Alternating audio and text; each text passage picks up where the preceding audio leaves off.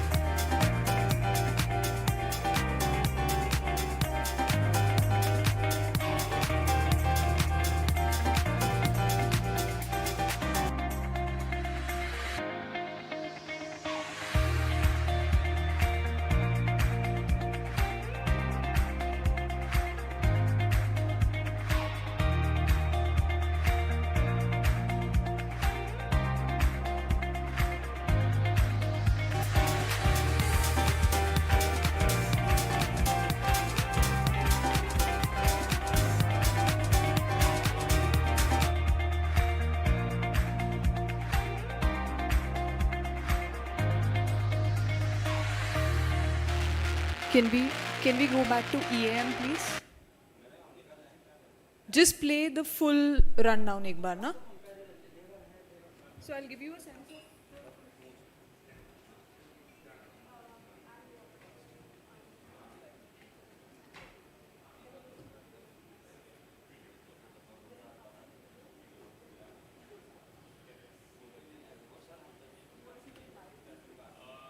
This event has been an outcome of a productive partnership between the So this is the video, ठीक है? Then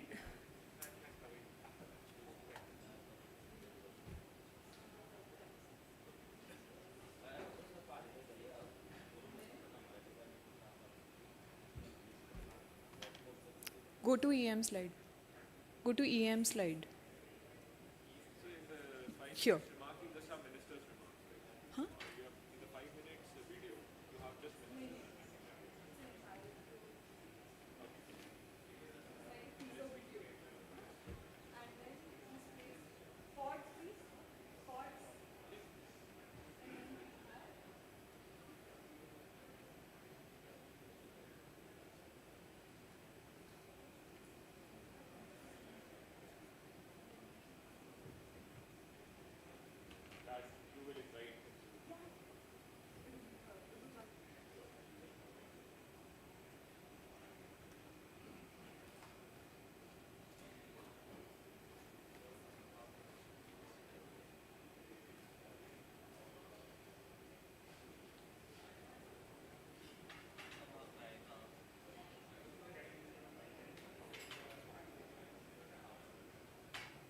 One, check one,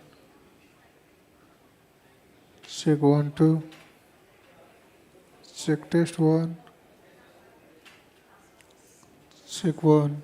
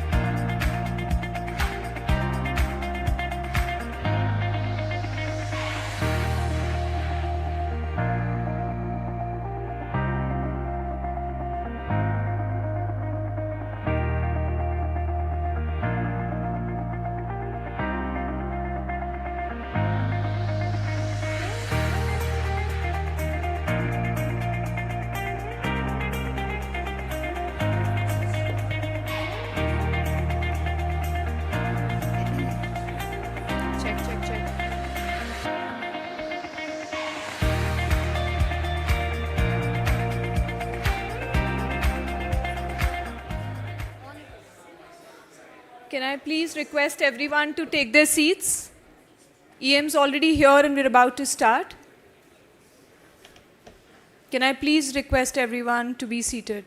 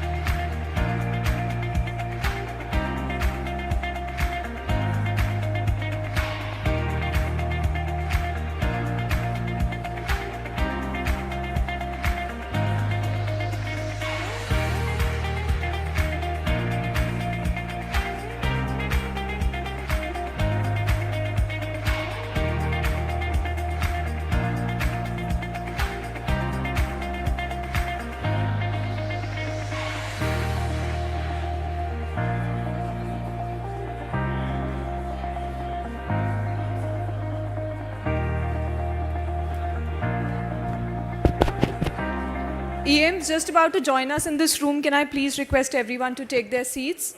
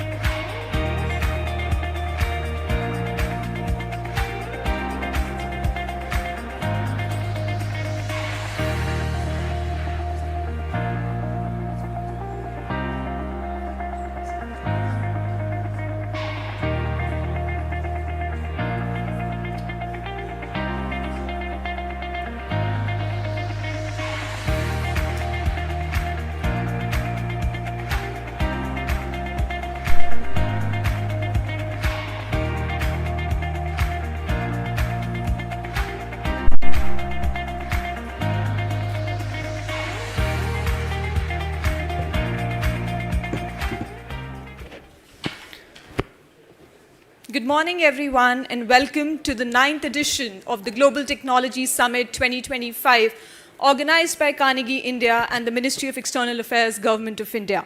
I am Shruti Sharma, a fellow at Carnegie India and Chief Coordinator for the Global Technology Summit. It is my real pleasure to be with all of you today as we begin this 9th edition of the summit, one that has grown into a global platform for shaping the future of technology and policy. Over the years, GTS has evolved in both scale as well as ambition. This year, it takes on a renewed sense of purpose through our theme, Sambhavna. At its heart, Sambhavna is all about possibility, but not just any possibility. It's about unexplored ideas, emerging voices, and creative problem solving that responds to the urgency and complexity of our times. This theme also reflects a shift in how we think about who participates in shaping the future, welcoming new perspectives, new formats, and new kinds of collaborations. This year, many of our sessions will feature voices you may not have heard before. Practitioners, researchers, tech builders, and policymakers from around the world. This diversity is deliberate because breakthroughs often come from conversations that bring different worlds together: tech and policy, research and practice, ambition and experience. We have also thought carefully about how the summit feels itself, how people engage. Whether it's flexible formats for discussion or a wide range of food options, we hope you'll notice the effort we have put into creating this environment that's open, comfortable, and engaging for everyone. Before we begin, just a few housekeeping notes. For the in-person audience, please take your seats 10 minutes before the beginning of each session. During Q&A segments, we ask that you raise your hands and a member of our team will bring a mic to you. Please keep your mobile phones, tablets, and laptops on silent mode to avoid any disruptions. We encourage you to use social media platforms to drive the conversation forward. Please use the hashtag Global Tech Summit and follow us at Carnegie India on X, LinkedIn, YouTube, and Facebook. If you need any assistance or have any questions, our staff wearing summit badges are always available to help. With that, I'm delighted to officially open GTS 2025. Let's begin with an opening video. Video, please. This event has been an outcome of a productive partnership between the Ministry of External Affairs and Carnegie India.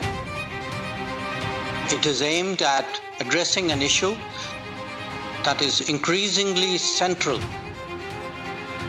to international relations: the role and impact of technology. In 2016, the year that we were founded, Dr. S. Jaishankar, the current External Affairs Minister, had this idea where he said, look, we require some kind of a policy bridge that connects technologists, diplomats, venture capitalists, academics, and experts all under one roof.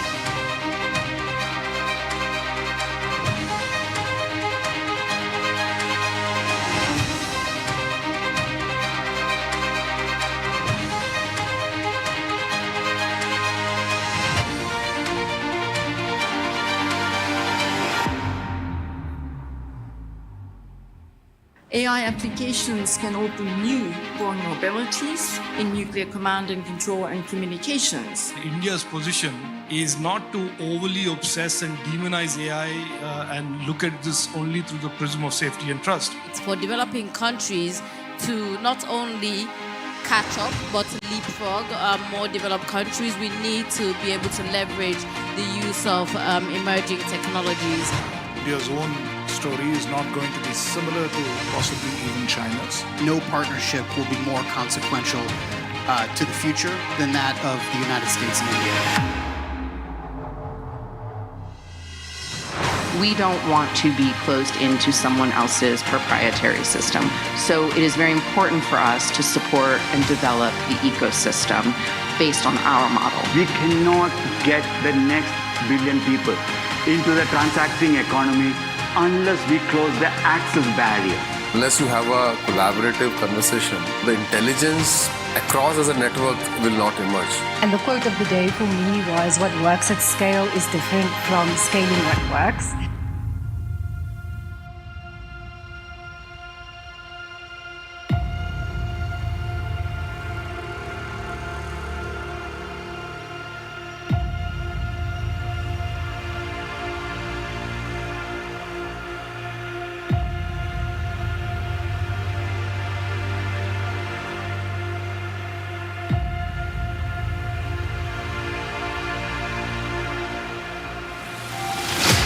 What was born out of a seed of an idea that said that henceforth technology diplomacy is going to take center stage has actually come true. This summit is an extraordinary event that connects technology trends in India with technology trends from every corner of the globe. Every time I come here, the discussions are on technology that are very relevant. I think GTS is more important today than it has ever been in the past. Competition, innovation, transparency, and empathy. That's the answer to all tech policy problems. As a wise person once told me that even if technology firms are not interested in geopolitics, geopolitics are certainly very interested in technology.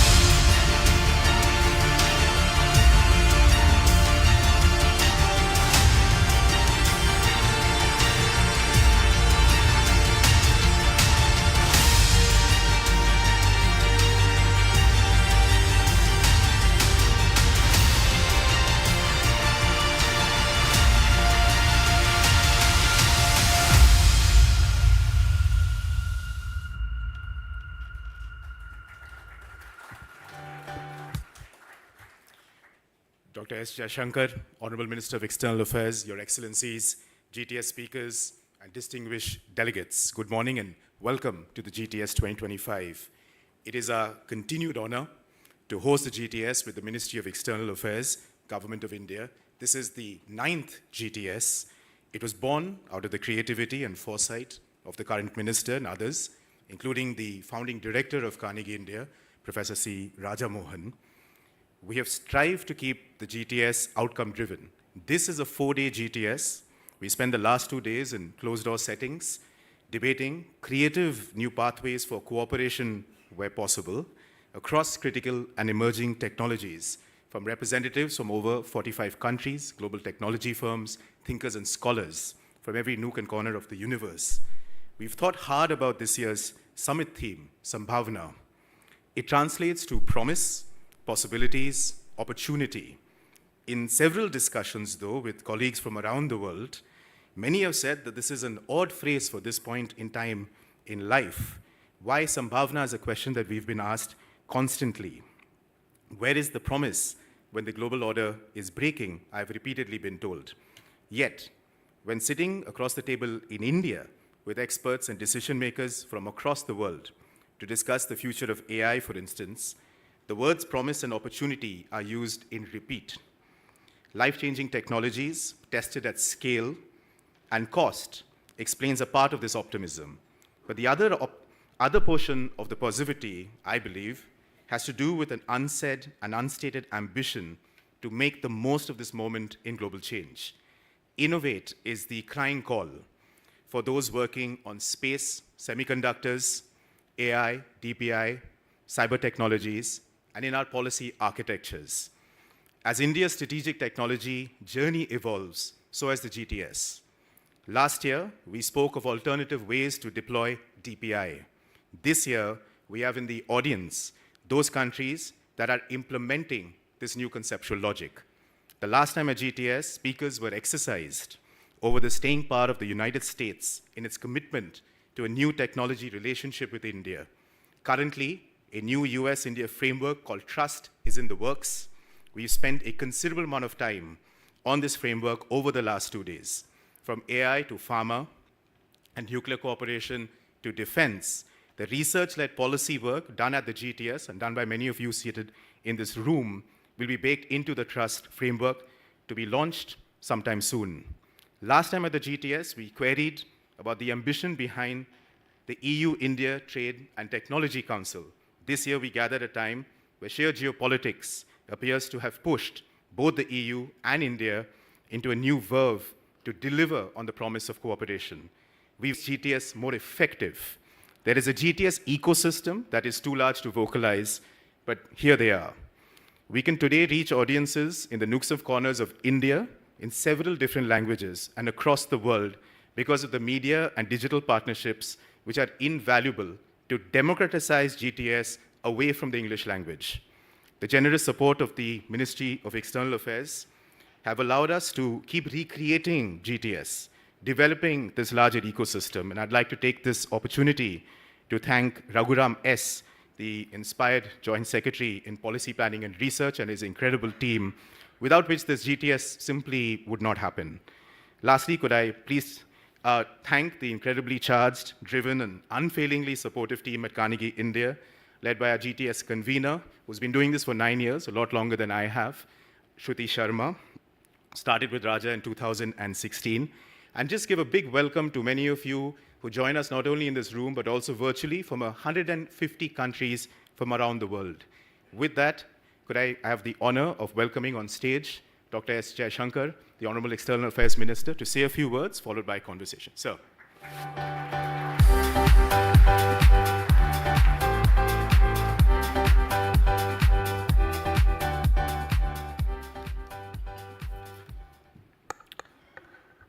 Namaskar and a very good morning to all of you. We have gathered here today to discuss the other T word. And I may want you to reflect on the connection between the first T and the second T. But we also are gathered in a very changed landscape from what it was just a year ago. So I thought it might be useful to, as we begin the open proceedings of this 9th GTS, in a way to share with you an Indian view of the geotech landscape. How do we see the world? Why, in my view, Sambhavna, possibilities, is an appropriate theme for this year. And it is natural that when we speak about change and the T word, that we begin with the United States. Now, all that I can say, and I'm sure nobody would really disagree with this, is that the US has fundamentally changed its approach to engaging the world. And it has consequences across every domain. But the tech consequences, I believe, would be particularly profound. And it'll be profound not just because the US is the largest economy, the main driver in a way of global tech advancements, but also because it's very clear that tech has a big role in making America great again. So there is a connection between MAGA and tech, which perhaps was not so clear between 2016 and 2020. In our business, one milestone, one example of the profound changes in American policy has been Vice President Vance's speech to the Munich Security Conference. There was actually, to my mind, a very impactful speech before that as well, which perhaps didn't get the same degree of attention, which was to the AI Action Summit in Paris, which was just a few days before Munich. So the changes in the United States, which all of you are as familiar, if not more than me, I think is one big shift in the last year. But there's the other shift, and that's an evolution, you can say. It's something which appears, even if it is not, more of an unfolding rather than dramatic events, and that is the advancement of China.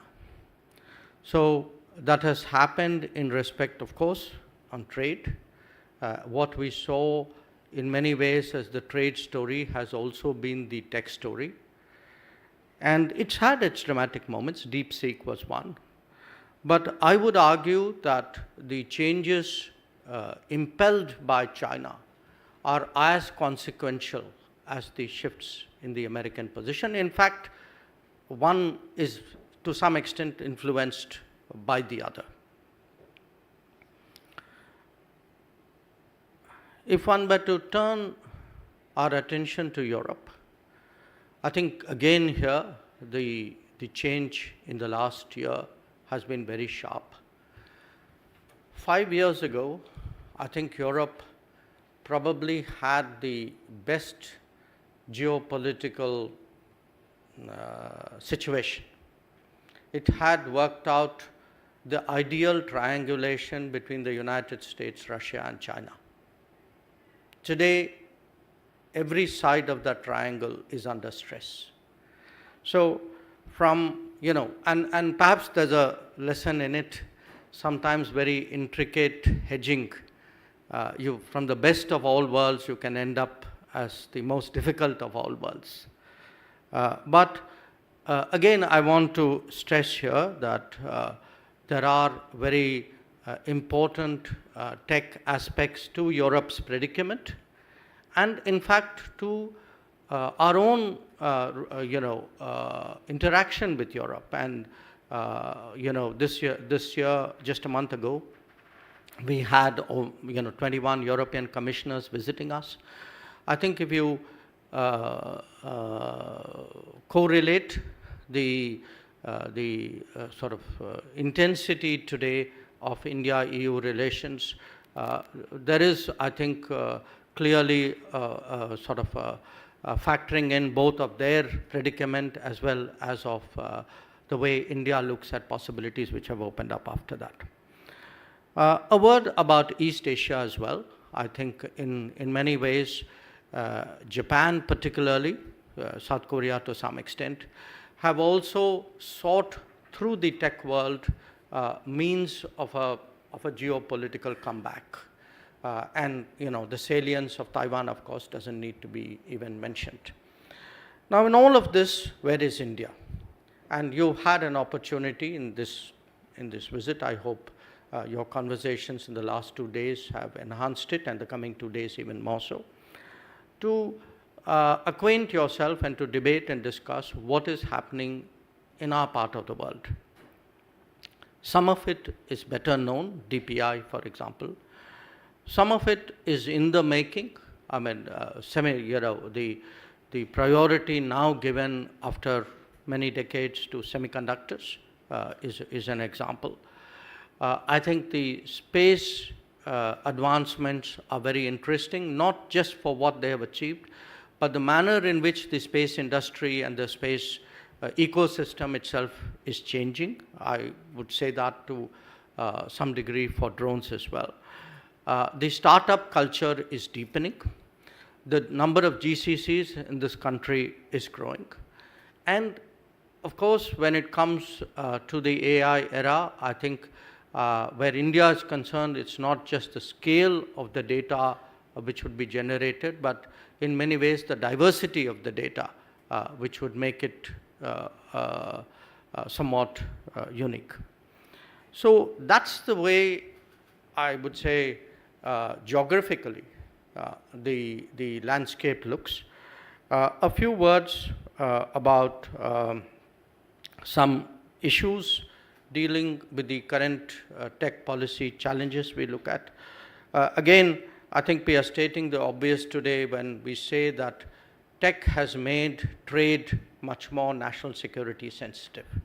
So we had almost an autonomous discussion about reliable and resilient supply chains, and one about trusted and transparent digital existence. And I think today the two have really fused together, and that fusion will become deeper. And it will make the traditional model of partnerships much more difficult to take forward. So the orthodox ideas that, we hedge on everybody and get the best out of everything is not going to be that easy. It's a point I made last year as well, and I think events have only shown that there's a even greater complexity on that. The other point I would make is the revival of interest, certainly, hopefully of industry as well, on the nuclear side. And the connection, again, which all of you are familiar, between the AI growth and the interest in nuclear energy. Talent, the availability and flow of talent, I think in many ways will be the Achilles heel for industries in many countries. And certainly for us in the foreign policy side, that has acquired today much greater salience. Many of our discussions with international partners today revolve around, the smooth flow of talent, just as they do about making GCCs easier to function in this country. Natural resources is the other increasingly important factor. I think many choices and priorities are going to be made in terms of natural resources directly relevant to this age and time. So, I would just end with that note, that adage about data being the new oil. I think today we are grappling with who are the consumers, what will be the mode of consumption, where are the refineries for that new oil, and finally, what is going to be the trade in that particular commodity. And I'm really pleased that the organizers of GTS have chosen to take an optimistic view of this churn which is underway. This was completely their decision, but I do want to say that it reflects in many ways the mood of the country and certainly the outlook of the government. So with those words, Rudra, I think perhaps we could go in for the conversation. Thank you very much.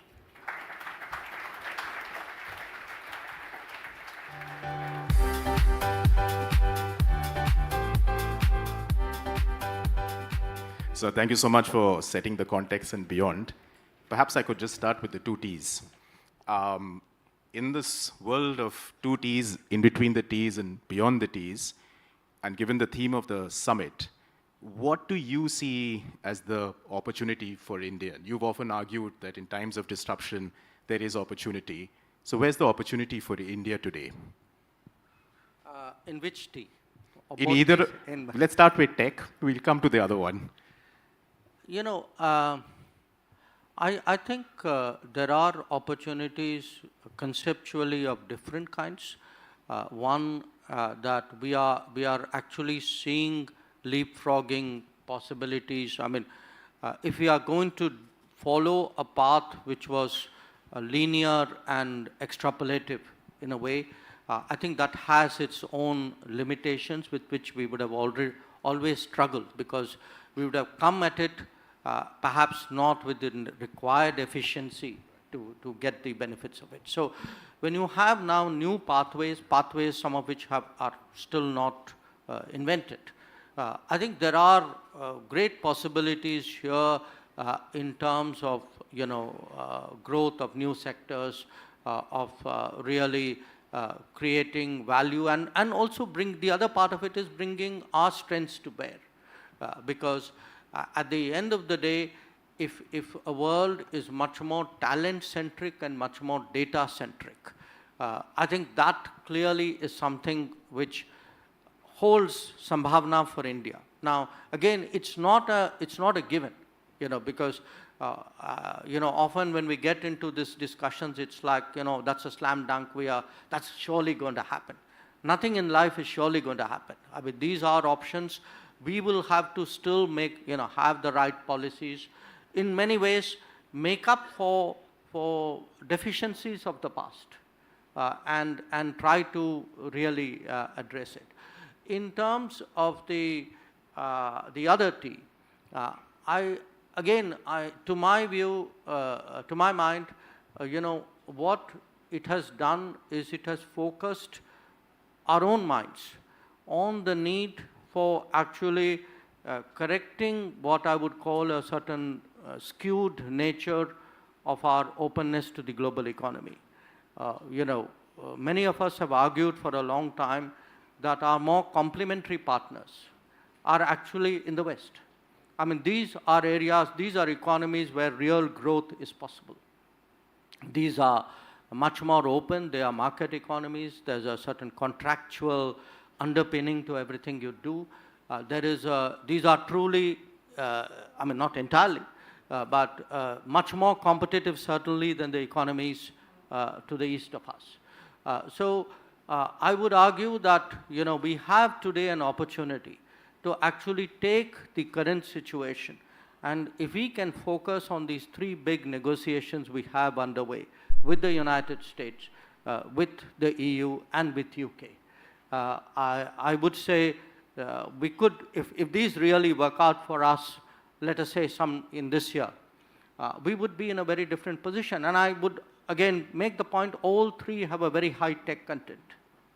So just on that high-tech content, and this is some of the discussions we've been having over the last 2 days, and outside of the, let's call it the bigger T for the moment,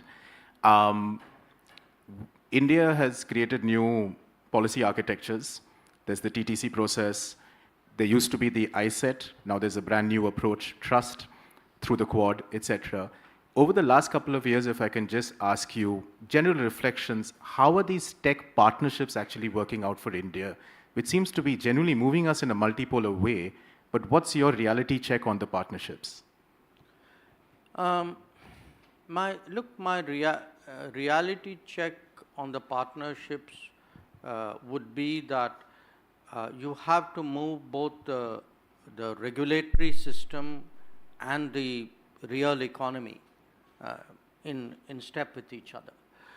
That often we would have discussions, but if they're not followed through by actual projects, those discussions then don't have the seriousness that the other party would have given it. So for me, it's not just a question of, do you have an ISET, or do you have a trust, or do you have a TTC? It's also what is actually, are we seeing projects in India or collaborative efforts which match those discussions? I think that's been happening to a greater degree in the last few years. A lot of room for improvement. Much more that we expect in each of these areas. I mean, when we look in terms of the sunrise sectors, but we need them both. We again, unless we have, because the reality of export controls is back. Not just back, actually it's back with a bang. So if you don't have those conversations, but you don't have also that energy from the industry, you need them to feed on each other. I just want to come to the US for a second. And the last couple of days, there's been intense discussions about how do you put substance into trust, whether it's on AI, biopharma, nuclear, defense, and a range of other issues. But I think almost every big tech company and their captains sitting here and otherwise have brought to the fore the point that is there a risk in investing too much in trust given that the other T hovers? So can trust be trusted? Look, I think it can, because even where the other T is concerned, do recall that, I mean, within a month of the change in administration, we actually have conceptually an agreement that we will do a bilateral trade agreement, that we will find a fix which will work for both of us, because we have our concerns too. And it's not an open-ended process, because that's often the frustration of trade negotiations. You know, we did 4 years of talking in the first Trump administration. You know, they have their view of us, and frankly, we have our view of them. The bottom line is that a deal didn't get done. So if you look at the EU, I mean, you know, often people say we've been negotiating for 23 years, which is not entirely true, because we had big blocks of time when nobody was even talking to somebody else. But they have tended to be very protracted processes. This time around, we are certainly geared up for a very high degree of, I would say, urgency. I mean, we see a window here. We want to seize that window. You know, so our trade teams are ready. You know, they're really charged up, and we have really, when I look at the trade teams, I mean, it's not my direct remit, but we have a lot to do with each other. I mean, these are people very much on top of the game, very sort of, I would say, ambitious about what they want to achieve. So we are trying to, in each case, to get the other side to kind of speed it up. Now, this is normally a complaint in the past which used to be made about us, that we were the guys slowing it down. So it's actually today the other way around, and I think that urgency we are trying to really communicate on all three accounts. My sense is probably in terms of the other parties' response, at least so far, the US has been fairly quick to respond to whatever has been tabled. But, you know, we'll now have to see after April 2nd how that picks up. The other question that keeps coming up is that India has done an incredible amount in the policy architecture in the last 2 to 3 years to really jettison the new critical and emerging ecosystem. We have a semiconductor mission, we have a national AI mission, we have a big summit that the Prime Minister will be chairing early next year perhaps. There is a push on quantum, on critical minerals. Each of these have a national mission. The question is there a contradiction that you see between MAGA and Atmanirbharta, what some now have started calling MEGA? No, look, I don't see a contradiction, because anybody who's been objective about the direction of the world would have seen the trend lines. You know, this didn't come out of the blue. Okay, I mean, if you see the reactions in different societies to what was the state of the world. I mean, in UK, for example, it was expressed as Brexit almost a decade ago. You know, in different developed economies, you can see it in terms of frustration with their quality of life, with their job opportunities. I mean, there are different aspects to it. There was a very different debate which was building under this complacency about globalization, which was the frustration about what it was doing to manufacturing. I mean, in this country, for example, you know, I can tell you politically, there's very deep, you know, sort of, I would say almost anger about the kind of dumping which has taken place and the impact which it has had on small and medium enterprises. And that was part of the reason why we were very cautious about joining RCEP. So the fact is, these trends were in the making. Some of us chose to not see it because of our own beliefs or our own interest or our own habits. So it hasn't come upon us suddenly, and the fact is, we now have to find ways of balancing it out. And I would argue that being in it for ourselves is not necessarily a bad thing. I mean, I think countries will find some equilibrium and will find partnerships and relationships rather than be, I would say, be pressurized by political correctness, saying, how can you not join that grouping? Because everybody else is joining the grouping. We've had arguments in this country that we should join something not because it's good for us, but because everybody else is doing it. So I think we need to have the courage and the honesty to say, yes, we are in it for ourselves. I will make that evaluation. I'll do that cost benefit. And even if it is going against the trend of the world, I will do what I feel is in my interest. And I think we are, when you take that kind of approach to global negotiations, it's possible to find meeting points. So I don't see that as necessarily a negative. As we move to the AI Summit, and I believe now the summit is going to be called the Impact Summit, which seems opportune. You mentioned the need for AI data centers, and then comes the question of energy. India, the government has now set out a very clear target, 100 gigawatts by Viksit Bharat, 2047. For that to happen, we'd possibly require a constitutional amendment and changes to other rules and regulations. Not constitutional amendment. You need amendment of the law. Amendment of the law, correct. Do you see that happening anytime soon?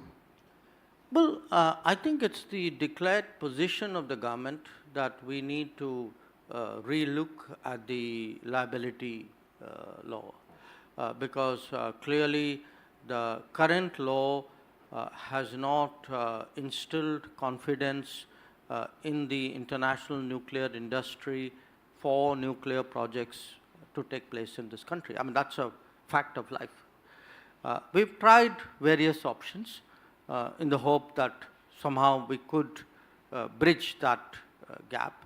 And I think we've come to the conclusion that maybe now the liability law needs to be amended in a way in which, because at the end of the day, what's the good of having a great initiative if it doesn't actually deliver results on the ground? And so what started off in 2005 as the opening of our pathway, if it has not produced the kind of outcomes which were envisaged 20 years ago, I think we should have the honesty to ask ourselves, okay, what is it which needs to be done differently? And I would say this government has the courage to ask that question. The second issue, which is autonomous of that, is when you look generally at the global nuclear industry, I would say in most cases there is a role for the private sector, and the state has certain designated responsibilities. I mean, it's a regulator, it's a licensor, deals with the safety, security, I mean, the safeguards, whatever it is. But I think there is a question we need to ask ourselves whether we should not be opening it up to the private sector. And I can tell you just anecdotally that at least there seems to already have evoked a strong expression of interest from the private sector. So there are two independent issues, but I think on both the government has taken a view that it's prepared to look at it and move forward. Let me ask you a deep question about a deep issue. There are a lot of developers in this room from different parts of the world, but also in India. And many of those from India have started fine-tuning various solutions on top of DeepSeek. And the question they keep asking is that, look, it's ostensibly open source. We can fine-tune it. We can use it for various applications. But obviously, there is a concern that if the government of India takes a different view on one of our neighbors, it might put us in a bit of jeopardy. India banned TikTok back in 2020. Is there a likelihood of that happening anytime in the future? I will be deeply evasive about answering that question. Thank you, Minister. The honest answer is, I don't think at this time there is any determination in this regard. Thank you, Minister. What we did to kind of break this conversation in different ways, we wrote to about 30, 40 people from around the world, key technologists, key thinkers on technology.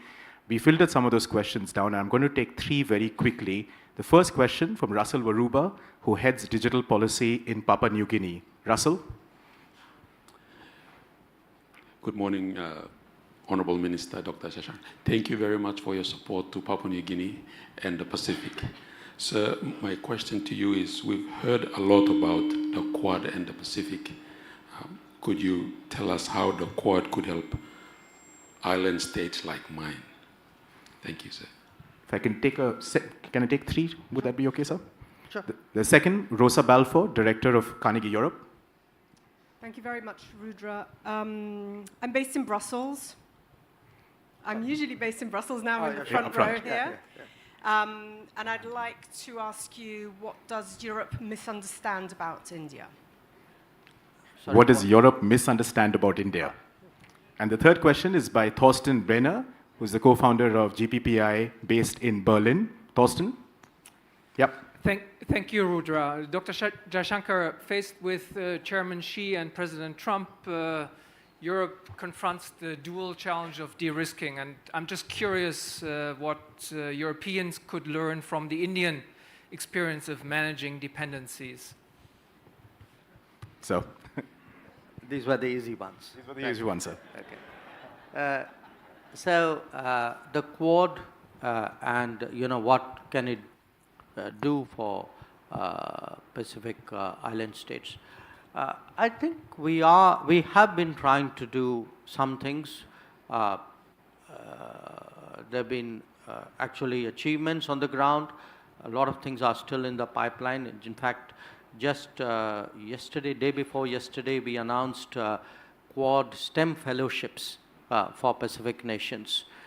So that's one example. But if I were to look at the bigger things we're trying to do, I would say there would be areas where individual Quad countries would be weighing in. There would be more collective coordinated activities. Areas like, say, connectivity to some degree, telecom, responding to natural disasters, early warning systems, even health issues. So there's a fairly broad agenda there. What we've been trying to do on a bilateral level is actually the agenda is not self-fulfilling. We need the partner also to show their interest and move things. Say in the case of Papua New Guinea, for example, we've committed, now this is as India, to a space application center.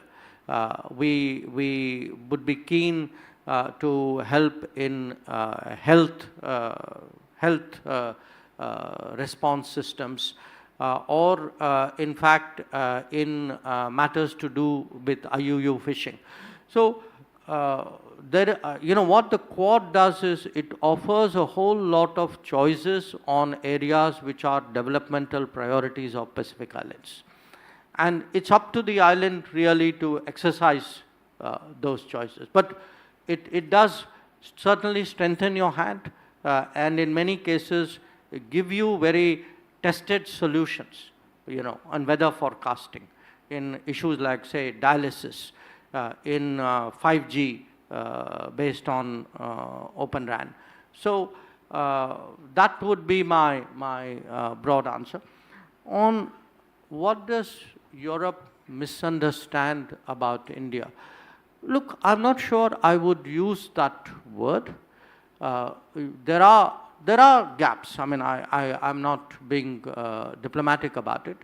I mean, often we tend to see a degree of judgmentalism based on Europe's own situation.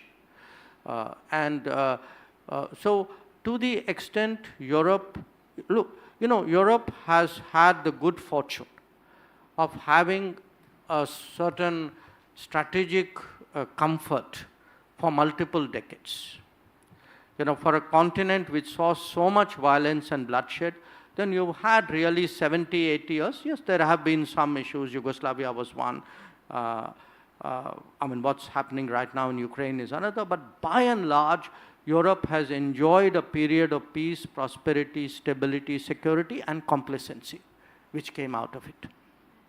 So now Europe is compelled by global developments to perhaps conceptualize its own interests more sharply, and then see how it can secure that optimally.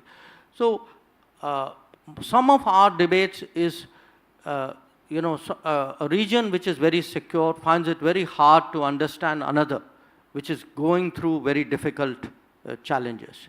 So whether it is on an issue like terrorism, whether it is even on matters like, territorial, I would say, integrity and sanctity of borders, we have not always had the kind of understanding and support that we expected out of Europe. So I think today the strategic reawakening of Europe has created the basis for much more serious conversations on many more subjects, especially matters relating to security and strategy. Also the economics and I would say the demographics are bringing us together. That when I look, for example, at a country like Germany, when Chancellor Schulz was here in October, a lot of our conversations with him and his team actually revolved around, skilled mobility of skilled talent to support German industry and German tech. So there are strong convergences. I think those convergences will grow with the passage of time. And certainly when we speak of a multipolar world, for us it's very important that Europe is a pole and thinks of itself as a pole. So for that reason, I'm actually somewhat optimistic of the turn of events. On the US and China, look, our experiences are very different. Some of it flows from what I said about Europe, that we've actually seen both extremes. For the first few decades after independence, very sharp contestation between US and China and getting caught in the middle of it. And then even worse, deep collaboration between US and China and being at the wrong end of it. So, neither situation for us. So it's kind of like a Goldilocks problem, So you want ideally a kind of an optimal situation, but they're not going to oblige the rest of the world. I think we are clearly heading for a period of sharp competition and contestation. Different countries need to plan for it. That planning is going to be much harder. It's going to be much harder because in the past we could insulate sectors saying, this doesn't matter, this is only trade. It's not political, it's not defense, it's not sensitive. I think what is our definition of what is sensitive has expanded. Nothing is only trade anymore. No investments are as purely, nothing is purely business anymore. Everything is also personal. So that world makes it much more complicated really to navigate this, but navigate it we must. I think this is actually going to be the predicament for the world, which is to do a more difficult journey with many more obstacles in a much more challenging kind of topography. We've got 10 minutes, 3 more questions. So I'm going to ask you to keep it very quick. Carlos Montes, professor at Cambridge University. Carlos? Yeah, oops, the screen disappeared, so I need to get my... I think you'll need to be a bit quicker. Yeah. So thank you so much for your thoughtful. Thank you so much for your thoughtful comments.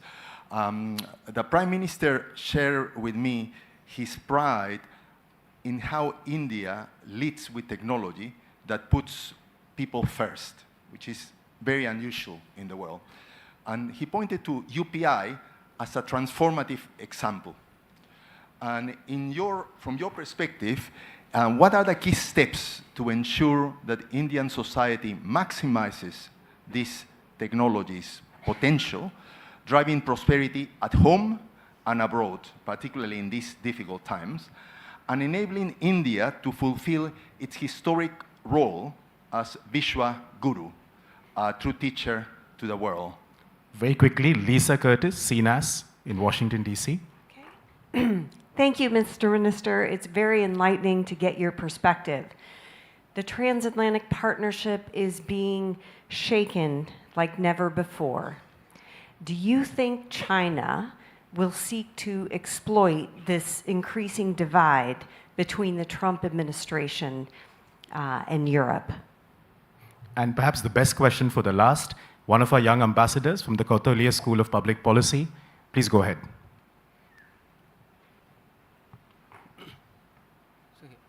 Just go ahead.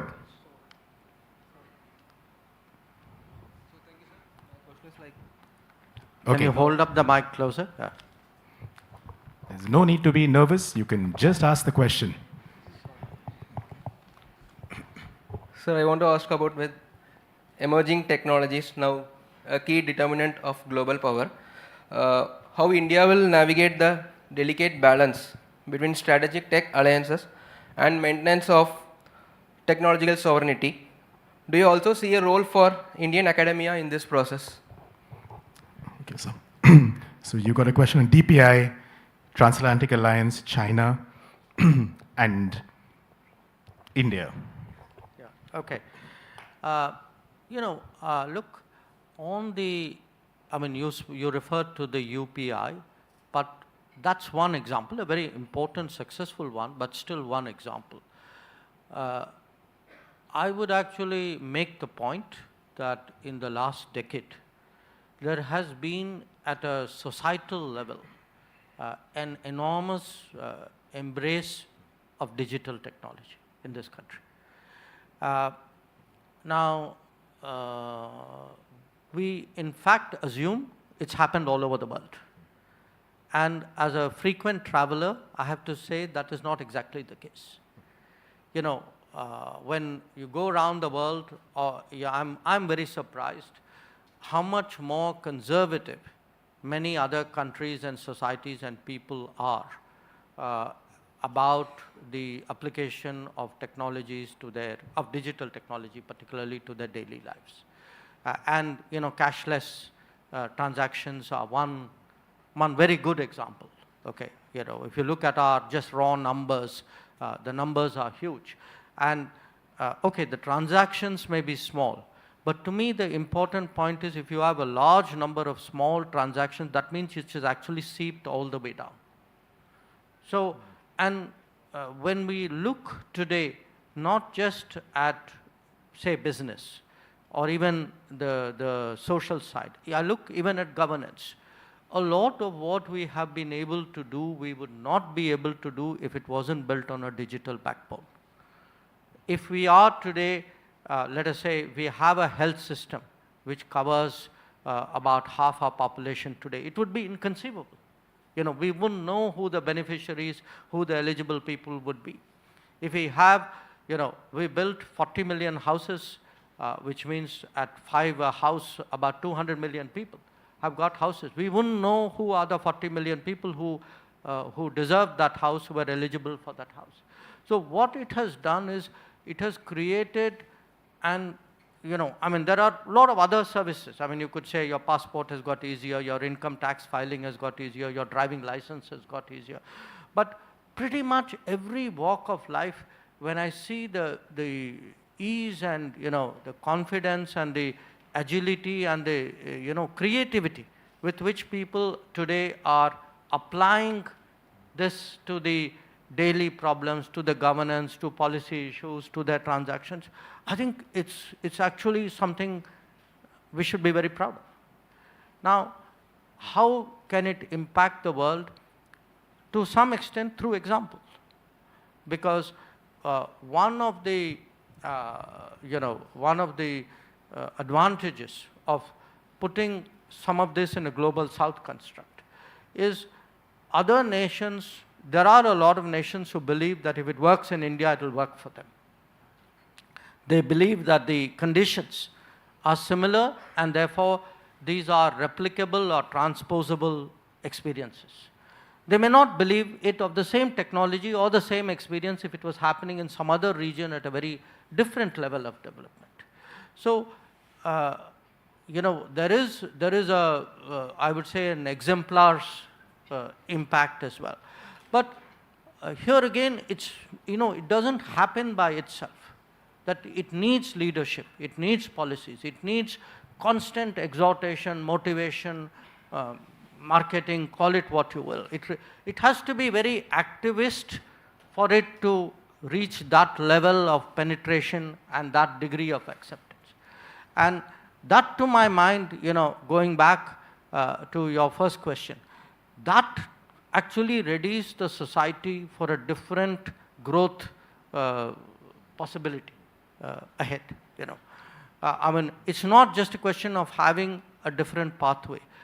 The mindset and the capability and the instincts of people have to be differently prepared for a different pathway to be exploited. And that, to my mind, is the churning and change in India, which makes this today a possibility. On the transatlantic and would China exploit it? Look, it is a competitive world. It is a multipolar world. Every gap, every opportunity will be used by every player. No player is going to constrain themselves out of respect for, the fine feelings of somebody else. So if something shows up, I think as a general principle, after all, it doesn't have to be China. I mean, tomorrow if two other countries have gaps between them, whether it is Europe or United States would exploit it equally cheerfully. So, I mean, we have to get real about this world and move out of both the political correctness that, different people should have different standards of behavior and operations in the international polity, as well as a realization that the thinking of countries about their interests have changed. In some ways, it was there inside of us, we just didn't say it. In some cases, it has genuinely changed. So it's, and I'm not, again, I don't want to give you a kind of a vision of an anarchic Hobbesian world. I think there will be equilibriums. What we are probably going to see, instead of a overarching world order, which is very convenient for anybody in the political science, international relations business, we are actually going to see regional aggregates, regional balances. So there will be a US-Europe balance. There will be a China-US balance. There will be a China-Europe balance. There will be an India balance. So it's these multiple balances which would be more autonomous of each other, whose aggregate and interplay would actually determine what the global order is likely to be. And the last issue on the, the strategic interests and the tech sovereignty. There is a,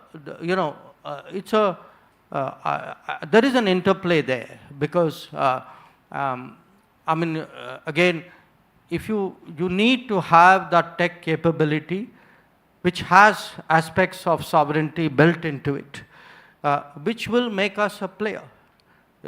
We cannot, a country of this scale and this size and this history and that ambition, we have to think of ourselves as a player and design our policies accordingly. And to do that, we need to get the alliances and the understandings right in different domains, certainly in the tech domain.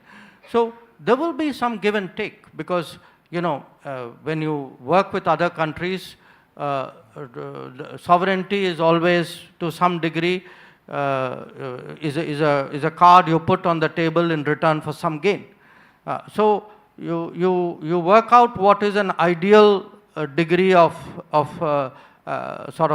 cost and benefit out there.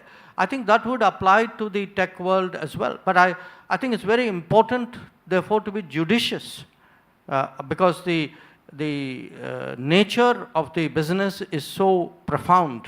The consequences are so far-reaching. This is not just about trading. You can always not buy from the earlier supplier. That kind of rapid changes and options won't happen in this world. I think it's a far more, I would say, linked world, or a interdependent, interpenetrative world. So, and yes, I certainly, as research, innovation, GCCs, designing pick up in this country, I think Indian academia, which again there is a general feeling that there should be more resources and greater attention given to R&D and innovation in this country. I think clearly they will have a greater role to play. Dr. Jaishankar, thank you for your time, generosity, and we look forward over the next 2 days to connecting these linked worlds in different technological ways. Thank you very much and for your support, sir.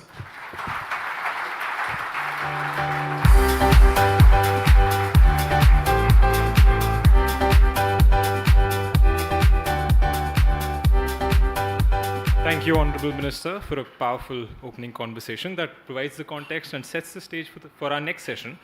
Our first panel of the day, Can Politics Meet Opportunity? The Future of Technology Partnerships.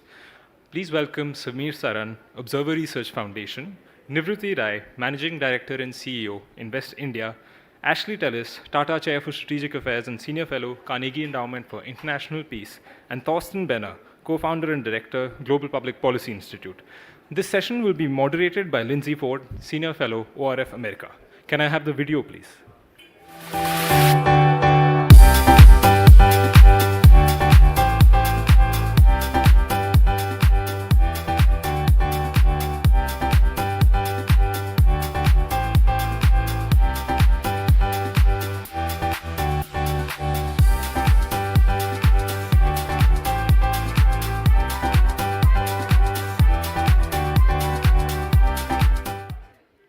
Can I please request everyone to remain seated? We're just starting with the next session, and we would request the panelists for the next session to please join us on stage.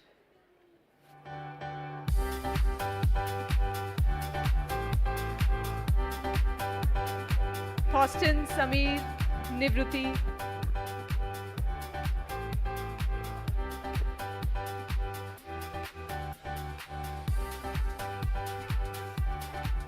Can I please request everyone to remain seated?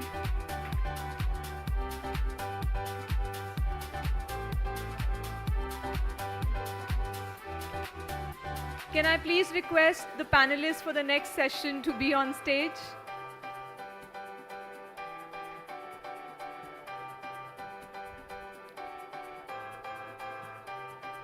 Thorsten, if you could please join us. Thorsten, sorry, please, thank you. And request everyone to please be seated.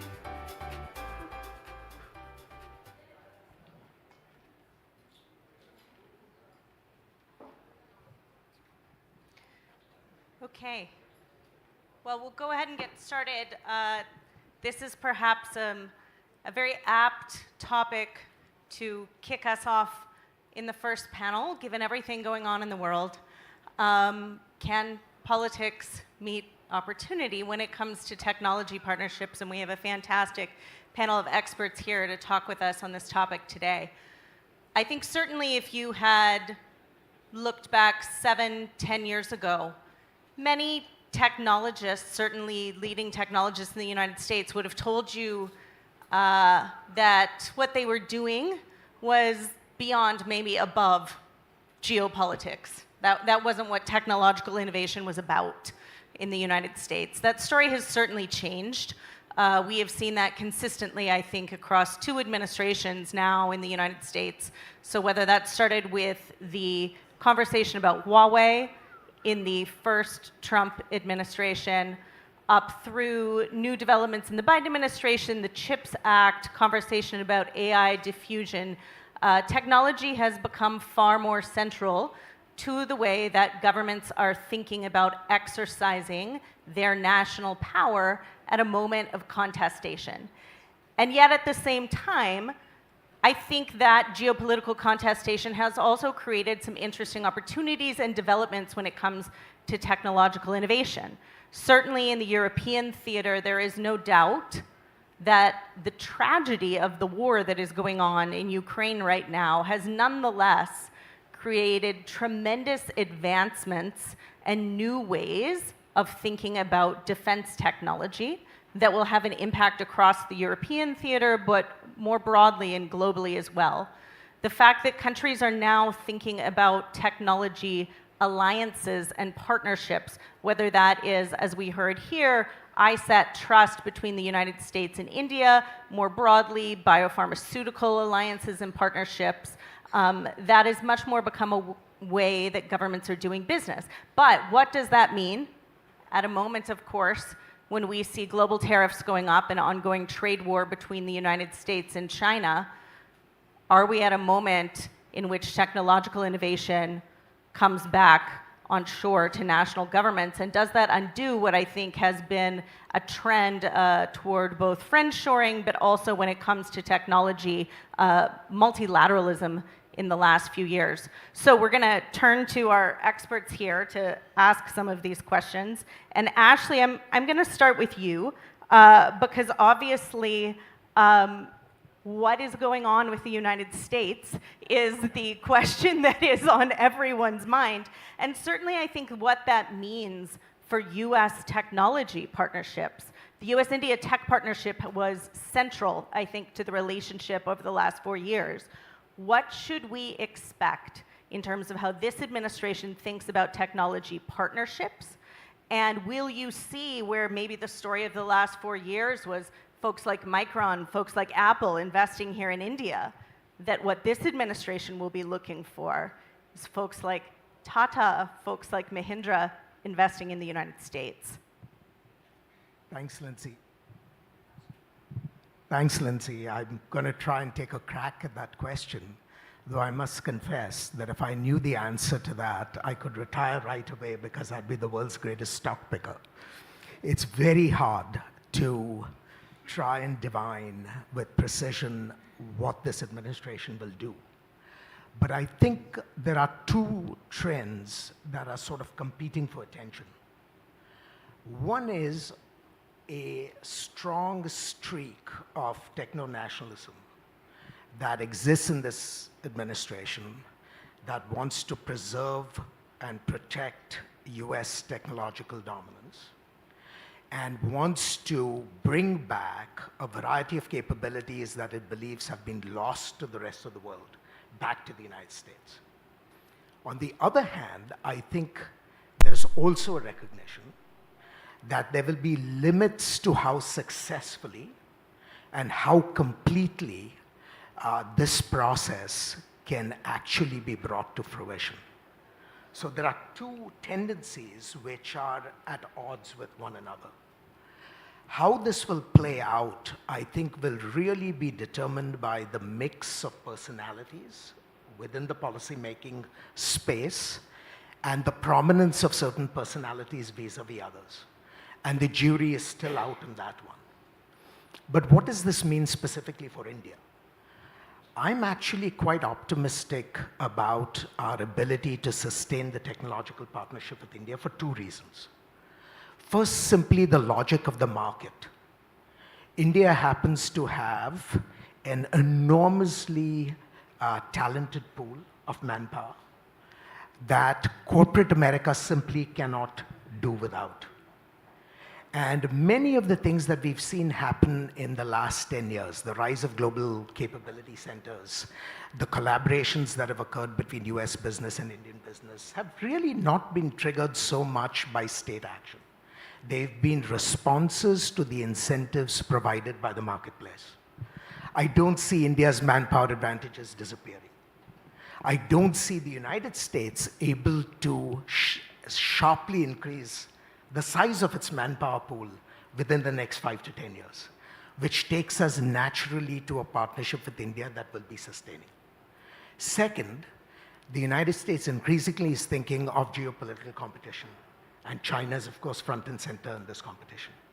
And even though our policies towards India and the rest of the world may be quite ragged in terms of how we respond to the China competition, India figures very prominently as a partner of the United States in that vision. And so I think at least on the US-India relationship, it is actually possible to be more optimistic than maybe the understanding the broader trends in US technology policy itself. Great, thanks very much. Thorsten, I'm going to turn to you, where perhaps the current feeling in Europe is a little different than it seems here in Delhi. And just want to ask you your perspective, both as the transatlantic alliance is perhaps in a bit of a rougher moment. Do you see more potential for collaboration on the technology front between Europe and India? And how do you think our European friends will approach technology partnerships with this administration? Fantastic. Thank you very much. I'm really honored to be here. Thank you, Lindsay, and thank you, Rudra and Shruti. This is a fantastic forum, and I'm glad to be part of it. And I think we can learn from the spirit in a sense, because Dr. Jaishankar talked about our predicament as Europeans, and I think we need to turn our predicament into sambhavna, because we have no other choice, and get into action and rethinking things, and rethinking collaboration and diversifying what we started to talk about. And of course, India is one obvious focus on this. And I think the thinking on this has started. Look at the coalition treaty in my country that has just been concluded, that talks about deepening the strategic partnership with India, and who would have thought a while ago that it talks about specifically deepening defense cooperation and clean energy and overall energy partnerships. So I think that's important. Last year we had a focus on India strategy paper. On the European Union, we talked about the College of Commissioners, and Hervé Delphin, the ambassador, is here, the visit, and I think we need to, there's good intentions and there's some things happening, or we need to fill it with life and excitement. The External Affairs Minister mentioned the Trade and Technology Council. I think we need to make sure that it's not just a box-ticking exercise. Nobody, I think, in the US and the EU administrations is really excited about the EU-US TTC when you actually go to it and conclude it, because I think we somehow have failed to make it exciting. I think the jury on the EU-India TTC is still out. There's so much cooperation potential in areas on clean tech, on bio and pharma, and lots of other areas. Defense, we already talked about, and I think the proof will be to, first of all, do real mutual learning on how we deal with our dependencies on China and China's technology lead, and de-risking our supply chains, because I do think that's a predicament India and the European Union does share, and then do concrete initiatives. ISET, or which is called Trust now, did this defense tech accelerator. Why don't we, we need to do similar things on the EU-India front, and I think then it can be, and I think then maybe the foreign affairs, the external affairs minister will be even more excited about the prospect of the TTC. And I think you talked about the spirit. I think we will only be successful. Over breakfast we talked about the Indian 1991 moment spirit. I think we need that in Europe for sure right now, because our business model, at least as Germany, I can say, in this competition of systems with Xi's authoritarian state capitalism and Trump's MAGA tech oligarchy capitalism, our traditional business model is broke. It doesn't work anymore. We need to totally rethink and reform also domestically. I do think that spirit we need in Europe. J.D. Vance wasn't even half wrong in his Paris speech on our attitude toward artificial intelligence, for example, in terms of slightly pivoting in that field. And I think you can even have that 1991 spirit reincarnated here in India, because things do take work, as the Foreign Affairs Minister said, on rethinking nuclear regulation to actually enable a nuclear renaissance here in this country. And that's, I think, only one area, because we need to change both in order to conclude this trade agreement that we both want to conclude, but that we won't conclude if we don't do domestic reforms that actually sometimes also hurt. Thanks so much, Thorsten. Nifruti, I want to come to you next. Get some perspective from the private sector. One of the things that came out in Prime Minister Modi's recent visit to the United States was an agreement for the United States and India to work together on an artificial intelligence roadmap. I think something that both sides are quite excited about, but nonetheless a lot of issues that will have to be worked through to make that real. So can you give me a little bit of perspective? What are some of, I think, the big questions or perhaps answers that the private sector will be looking for out of that roadmap to make AI collaboration between the US and India easier? And then as you look forward to trust, or this next generation of technology partnership between the US and India, there's certainly been momentum, but what are some of the key reforms, regulatory issues that need to be addressed here in Delhi, but also in the United States to make some of that vision more real? Thank you very much. And, like all the guests here, I'm very honored to be here. Thanks, Rudra and Carnegie. Firstly, what is interesting is I work in a public-private organization. And having spent my 30 years of life in private sector, I now am part of the government, and I understand the challenges and opportunities in a very different way. So I can say that outside, I have many of my friends smiling at me.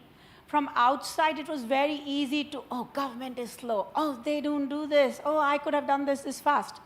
When you come inside the government and you look at the cost of the alpha beta errors, it's huge. It's your country, it's humanity that's at stake, not my company. So I have a very different appreciation and understanding.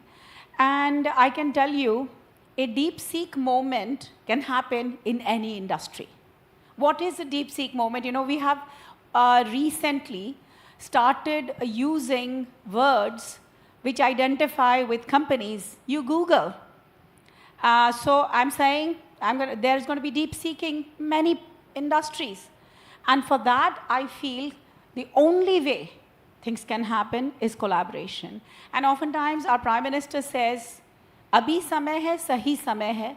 Time is now and time is right. And I like to explain it in a different way. Time is right now because convergence of technology is happening.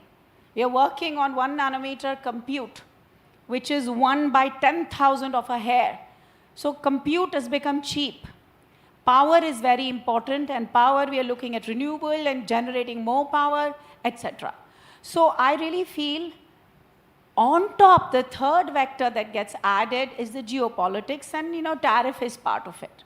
So I feel convergence of technology should happen, partnership should happen, and that's what AI is going to enable. 20% of the world data is in India. Our Prime Minister says there's no way India can be out of the picture when AI is being discussed. So I can start with a little bit of context, and then I'll tell you what answer. So, there was a time, long time back in India when I was growing up, there were 3 important things, which was roti, kapda, makan. which is food, house, and clothes to wear. And now we believe the three critical requirements for any country, company is technology, power, and infrastructure. Technology like AI is going to make a difference, and they have many components, subcomponents, raw materials that will be required. So we will have to partner on all of those. The second thing is power. India is very hot on building half of its power from renewable. Today, we are looking at 40%. By 2030, we will have 350 gigawatts of solar, 500 gigawatts of renewable. I also want to tell you, countries like US, I will also add Europe, if you look at building a solar module, it costs United States and Europe pretty similar, like 25 cents per watt module. Let me tell you what China builds it with. China builds it with 15 cents per watt. And also let me tell you, they sell at 9 cents per watt, and that is what's called dumping. If an opportunity like this exists to enable generation of manufacturing of modules at the similar rate, why shouldn't India and US partner? Because there is a need of power. How will you run AI? How will you run all of the digitalization if there's no power? So I really truly feel that there are strengths that India has the ability for in terms of resources and scale, and there are strengths that US has in terms of capital and technology, and both of us have a democratic vision that we are working for. So in terms of AI, I think power is important. The second thing is the ability for compute. Compute has become very, very critical, and all of us have lived COVID, when I know in my previous company's experience that a $100,000 Mercedes was sitting because of lack of availability of $1 microcontroller. And similarly, if you're talking AI, you need the GPUs, you need the compute. And just to tell you, because I'm from inside of the government, I can tell you, for an average GPU, one GPU to run for 1 hour, India is 1/3 of the world because of the government support and subsidizing. So if we want to run data centers, we have to look at India as an opportunity. India has 2 to 3% of data centers, but 20% of the data. So for investment, data, I can tell you, I'm in Invest India. What we have enabled over the last 2 years when I have been there, 30% of foreign direct investment is coming in the energy space, which is one critical requirement for any technology. So I talked about power, I talked about compute, and we have to look at partnership between India and US to enable deep seeking many industries, because hardware is not the solution alone. Hardware plus software, which India has 5 million of, can be disrupting many industries. I was recently in Amsterdam working to bring ASML's investment into India, and ASML is saying, why do I need to go to India? I said, similar to building computational lithography. Computational lithography is AI and software. So I'm just saying 5 million software, 1 million engineering graduates each year. India has a lot to offer to partner with US to come up with a common vision that we both have as countries, which is global good, combined minds across oceans, and protecting the interests of humanity across generations. Lastly is data protection and IP protection. I personally feel with so much IP leak happening, an ARM moment happened in China, but an ARM moment has never happened in India. For people, because I'm assuming there's Chatham House rules, ARM architecture, no? Oh, okay. Okay, so India IP leak, I thought it was closed door. I assumed closed door. Okay. Okay, my assumption was closed door means Chatham House. Okay, so I'm not going to give you the details, but I can tell you any microprocessor architecture leak has not happened in India. So IP sharing infrastructure can enable a lot of innovation between India and US and data sharing. So Rudra and I have often talked about building a trusted corridor between India and US, literally a tunnel of trust-based corridor where data, IP, information is shared, again, leveraging AI. And that, I think, is what our government is looking forward to discuss and enable. AI transforming many sectors and deep-seeking many industries. Thank you, Nifruti. I appreciate it. Samir, I'm going to come to you last, but certainly not least here. As someone who has been watching the US-India partnership for many years, certainly I think when you look at the joint statement that came out of the Prime Minister's visit, quite frankly, more continuity than change when you read that statement, which might be surprising to some in a moment in which it seems like the world is on fire and things are changing faster than we can keep track of. So I just want to push you a little bit and say that joint statement made it perhaps seem like much will be the same here. But what should we actually expect may change and need to change as the United States thinks about the partnership with India? And how do you think India is going to approach its technology partnership with the United States differently at a moment in which it's certainly perhaps not the same government in how it thinks about international partnerships than it did a few months ago? No, I think, Lindsay, you're right. And first of all, let me congratulate Rudra for putting this together. Wonderful, Rudra, for actually building this global platform out of India at a time when these platforms are needed to actually serve partnerships and opportunities that abound. So thank you to Carnegie and you and the MEA for investing in this conversation. And thank you for not making it Chatham House, because under Chatham House rules, no one shares secrets. They always do it when the camera is on, otherwise there's no fun. So if you want the innards of discussions to come out, turn on the camera. I always say that, spectacles are what people like today in policy and politics. It's really a different world. So 2 quick points. I think on the India-US, you're right. I am stunned by the consensus on India in the United States, because we don't have that even in India about India. So US has more confidence and congruence in its appreciation, assessment, and engagement with India than we have with ourselves. So well done to the US. But it's not going to be the same. It is certainly not going to be the same. I think there's going to be very clear departures from the past. Number one, the Trump transactionalism is going to demand performance from India. Biden was lazy in his implementation. Trump is going to be extractive in the implementation. You will have to see India do more to keep up with the expectations from the White House, which is not a bad thing for India, by the way, because we love being lazy ourselves, right? Because we've been there for 3,000 years, so we can wait for another 3,000, right? So we love that self-assessment. So I think a little bit of continuity and a little bit of transactionalism could just be that right mix for us to do more. And let me give you 2 particular ideas that were popping out for me when I was reading the joint statement, and especially on the defense tech side, right?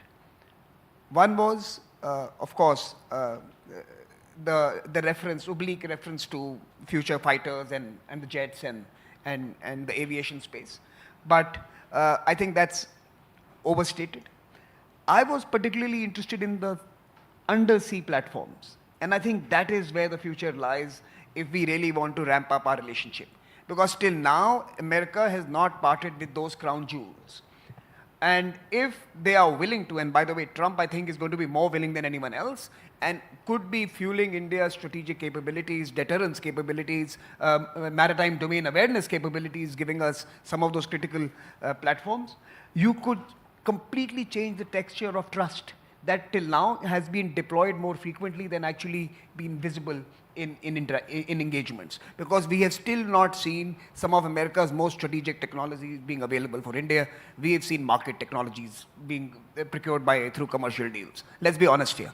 I think that could be this moment when we actually operationalize the civil nuclear agreement by sharing some of these crown jewels that America has still not shared, even with Australia, for example. AUKUS is the big departure, right?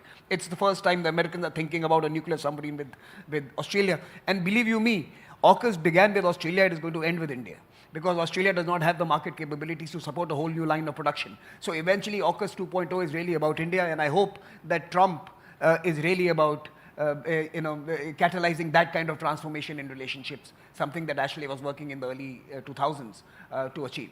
So that's the first part. The second is that if you look at AI and some of these more emerging, some of these new sectors of technology, they have a curious texture. Very fast moving, deep seeking all the time, if I can use your verb, deep seeking all the time, and yet the lock-ins are very long. So there is a fast evolving space which tempts you to buy into the latest offering that's available on the racks. And yet, once you decide to go in a particular direction, the lock-ins are intergenerational.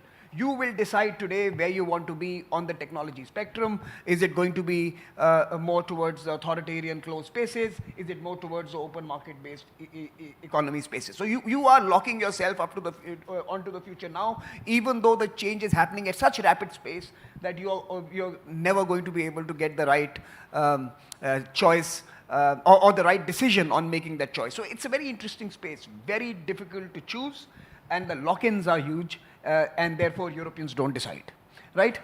So in many ways, the Europeans, and you mentioned Huawei in your opening context-setting remarks. Let me just tell you, we've been talking about Huawei forever.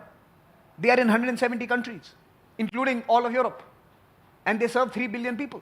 So we can keep talking about politics and geopolitics and opportunities and markets, but market has taken a call that Huawei works. And you've not been able to put together any coalition that has been able to dissuade even your transatlantic cousins that Huawei might be injurious for health, right? So I think the point that I'm trying to make here is that because of the very attractive nature of innovation and the fast-paced change that is always upon us all the time, we are locking ourselves into unusually complicated situations.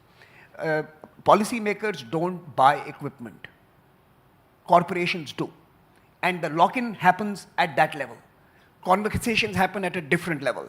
And unless we can bring truly, and that's very difficult for democracies like US and India, unless we can use a whole of nation approach where we actually have more intimate conversations with our private sector, where we are able to share our concerns with them more freely, you are not going to see a market-based approach, and therefore India is not going to be exerted